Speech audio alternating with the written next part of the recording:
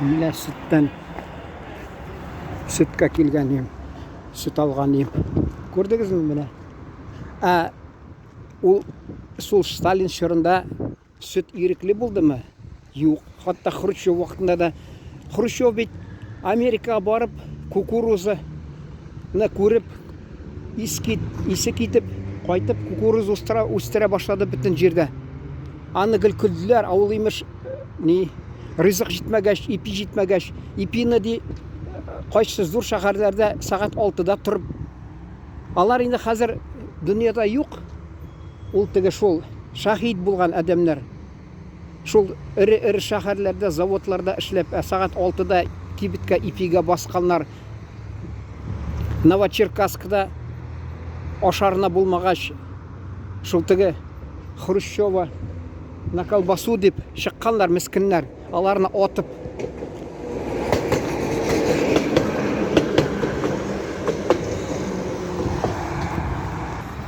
Хрущев мұнда келіп, нәрсе газировканың бір стаканынан арзанырақ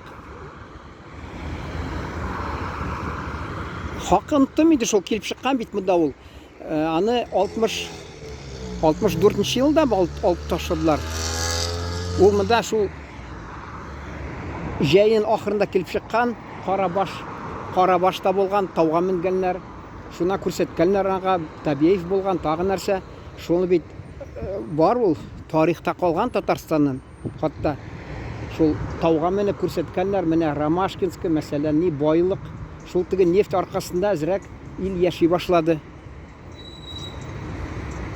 Жәмәғат 64 жылында, 60 жылларда мұна нефтік келіп кіна тұрған yılına 60 yılların ahırlarında, 70 yıllar başında nihatli 107 mi? Milyon tonnaga hatta 107 milyon tonnaga hatli ayın yılına topkanlar neftini şetilge satkanlar аны, şol kıtır bayып atkanlar. Tatarstanda ауылда, шу вақытта да міскін ауылда яшагенлер. Шул шақта бит сөйледі, мәне бір апа сөйледі. Біз неше бала өстік, әти де, мәрхум де далаға барып, шунда де сұлу ярты қапшық төгілген де, шуны үйге малға ашатамыз деп, ашатам деп алып қайтқан де, шуны кімдір сатқан аны де, шул көрген. Неше ел, 4 ел ме бергенлер? Әне мәрхум гіл сұрайдыры, қалай тағаладан азат етселер, енді азат етселер, 1 yıldan қайтты да, міскін шына де, неті вафат болды, шүнкі бірсі ағуландырғандыр аны де. Ол бәлкі текшірі бергендір, кім аның үстінен yazған. Міне шол ауылда, ол ауылда еліктен де болған, бір-бірден күннәшу. Хатта мен әне Леневка ауылда біздің әненің атасы Ишан болған, шунда тұрған, әне бала шақта өскен мәрхум шунда. Шунда да әлі бір туған шидегәне шунда ауылда тұрғанда.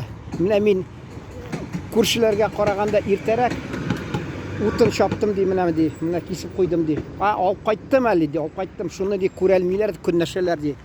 Күннәшу әр шақта да болған енді күннәшу. Бір-бірісінен ауылда. Міне бұл яқшырақ яши, яманырақ яши.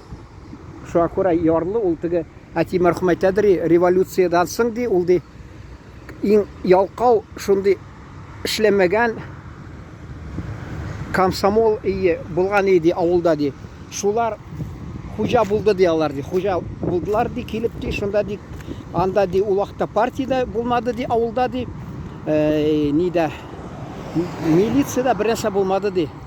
Шул де комсомол ялқаулар, ең шулар де, байларны де, yılattırarlar idi.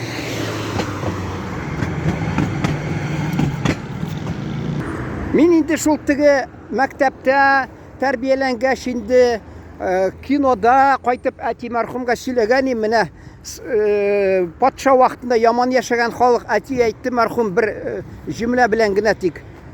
Ул вакытта ди теләмәсәң эшләмидер инде. Шунда да аштан катала бирмәделәр кешеләр ди, эшләмәгән кеше ди. Шул истә калды. Сталин шырында ул шул инде 12 елы булгач, Сталин шырында гомере үткән, ярты гомере дисә булады. Инде 3-нең бире шунда киергә аякка булмады ди. Миңа ди шул теге колхоз рәисе ди, әллә инде электрикның зур боты резину бирде ди, киергә булмагач ди. Әни мәрхүм зарланадыр, тизәкне бригадир тартып аладыр мал астыннан ди. Biz объедка белән пиш ягадыр. Ул беләсезме, кеше үзеннән үтмәсә, бер кайчанда күбесе битараф. Үзеннән бер, мәсәлән, аз гына тик шундый кайгы төшсә башына, ул инде шуны бер аңлый инде. Кеше сөйләгәнне алар теге бездә әни мәрхүм әйтә, күтне дәлмиде. Шушы күтләрне дәлмиләр кешеләр. Аман шул теге кайдандыр ишетеп алалар да, кинода кубанский казаки ничек яхшы яшәгәннәр. Җәмәгать ул ялган кубанский казаки, чөнки 46-47 елларда җитештерелгән бу кино вакытта ачлык булды. Ачлык булды ул алда. Илдә. Аларны ялган күрсәтеп, ничек бай яшиләр, хатта хакын шырган була имеш. Нәрсә дип инде карадыгыз инде ул киноны. Бигрәк шул теге төшергәннәр бәхетле һәммәсе имеш. Урысча әйтәләр бит, красный нитью проходит ди. Электә булган ул тирән тарихка күз атсак, ул шул теге нәрсәдер кызыл җипне керткәннәр дә красный нитью проходит дип. Шул красный нитью дип әйтәсе килә. Инде ата-ананың әйткән сүзләре теге аңга сеңеп калган хәтердә. Шул искә төшерәсең дә. Инде ничек кинодан күрсәтмәсеннәр, ничек анда имеш күңелле бәхетле яшәгәннәр. Инде кем әгәр дә икенче фикердә торса, кайсы вакытта шаяртып та яртылай әйтәсе килә, яртылаш. Торыгыз фикерегездә. Бәлки сездә анда бәхетле яшәгәннәрдер. Бездә менә шулай булган авыр хәлдә. Инде безгә авылга инде ачлы-туклы яшәгән авылга Татарстаннан мәҗбүри килгәч инде татарлар, гаиләләр, дистәләр, шуны инде үзегез бәя бирегез инде, ничек яшәгәннәр Татарстанда, әгәр дә безнең инде кытырып тормаган инде авылыбыз байлыкта. Без землянкаларда торган урамлар, хәзер алар битте инде. Элек нинди алар землянкалар, шунда 5, 6, 7, 8, хатта 9 бала да буладыр гаиләләрдә. Ачлы-туклы яшәгәннәр. Менә сөт сата мәсәлән. Безнең әни яктан ул шуны кулак дип атаганнар. 32 елнымы алып киткәннәр дә, шул юк булган. Аның баллары хатта тәрбияләнгән шунда зонада, Ульянов өлкәсендә. Безнең бер туган гел язып хатта анарга җавап биргәннәр, йөрәге кыскан дип, соңдан ахырында хаклы сүз язганнар, ул җавап биргәннәр, аны был расстрелян сразу же дип. Теге баллары шунда үскән, кем әле анда шунда туган. Оныгы туганмы шунда? Ульяновск өлкәсендә зонада шул. Ул әле баласы ди, кайткач, аларны азат иткәч Хрущев чорында, ул шунда теге яз көнне ташуганда, шунда колхозның пишәне әрәм булыр дип, шуны коткарып алам дип, ул шунда бишара инде вафат булган, нәрсә дип әйтәгәндә, корбан булган икән шулда. Шул атасын хөкүмәт аткан, ул шуңа карамастан хөкүмәтнең байлыгын сакларга тырышкан, үзе нәрсә инде урысча әйтмешли, ценой своей жизни. Менә кызганычка каршы 10 минутка өлгереп булмый инде.